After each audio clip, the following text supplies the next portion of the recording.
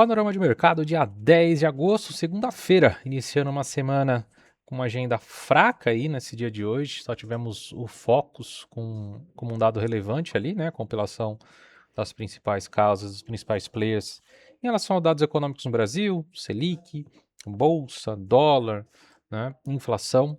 E não tivemos aí um dia de tanta liquidez, mas a fraqueza no nosso índice permanece. O Ibov caminhando aí para o leilão de fechamento agora com uma leve queda, engatando o quinto pregão consecutivo de baixa, depois de uma quinta e sexta-feira que efetivamente esperávamos, né, um impacto baixista diante dos sinais deixados na terça e na quarta, se confirmaram, né, a queda mais forte na quinta e na sexta. Hoje, o nosso mercado só não derreteu porque Petrobras subiu mais de 3%, a Prio subiu mais de 6%, com petróleo bastante estressado, a Vale subiu quase 2%.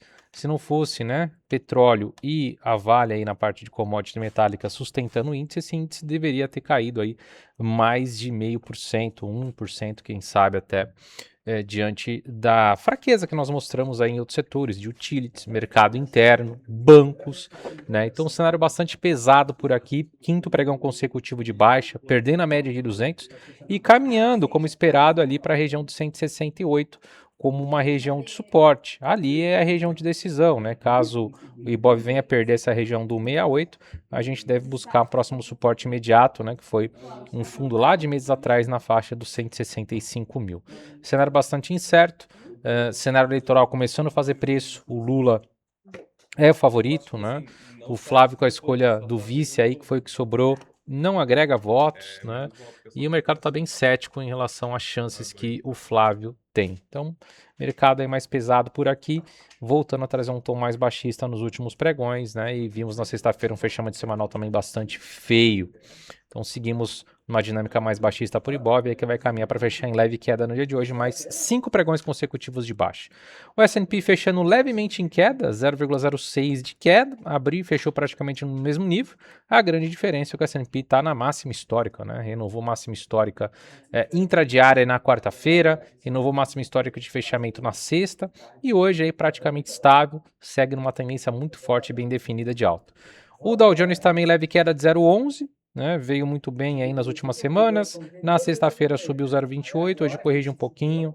Médias alinhadas para cima, renovação de máxima histórica, cenário também bastante tranquilo para o Dow Jones. O Nasdaq caindo 0,34, não renovamos ainda, né, a máxima histórica no Nasdaq, mas estamos caminhando para isso. Caso vejamos o rompimento dos 29.800, a gente está bem próximo de testar a máxima histórica lá dos 30.762.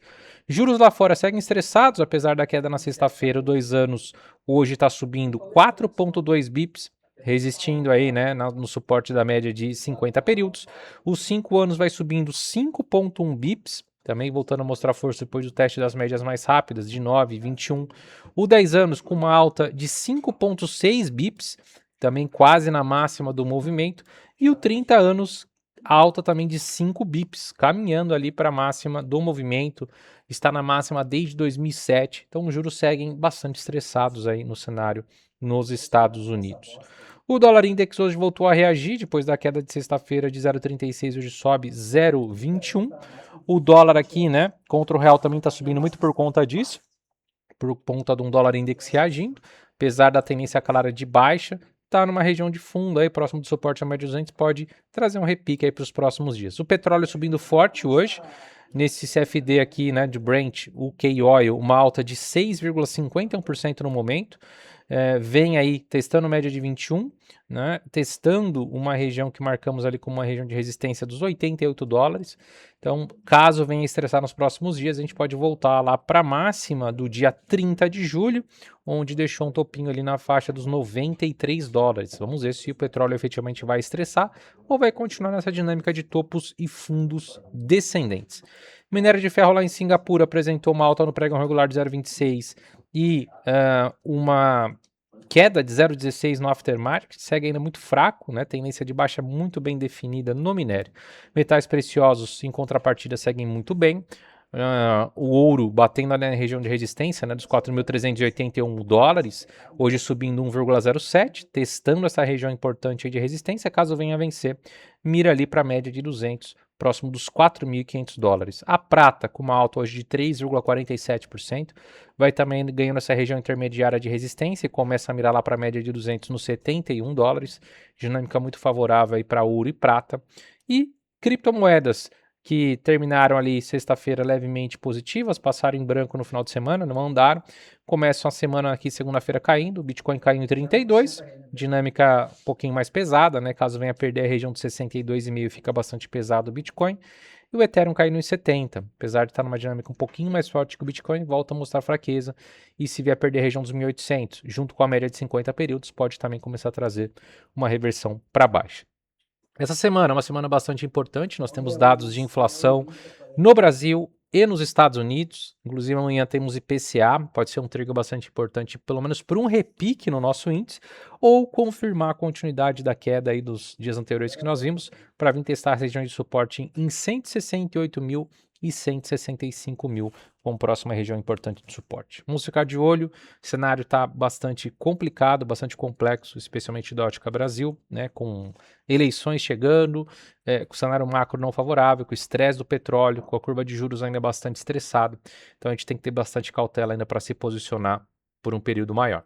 Sigamos esperando sinais, mas o cenário segue bastante complicado. Vamos ver no decorrer da semana se nós temos um sinal um pouco mais claro, uma virada no fluxo que vem também muito pesado por parte de estrangeiro. O estrangeiro vendendo forte bolsa e isso impacta diretamente na dinâmica por aqui, certo? Vamos ficar atentos então para esse cenário de suportes, de fluxo e de cenário macro, especialmente amanhã com a inflação. Espero vocês amanhã para um novo panorama de mercado, esperando que seja um dia de reação aí depois de 5 pregões consecutivos de queda por aqui. Grande abraço a todos, valeu!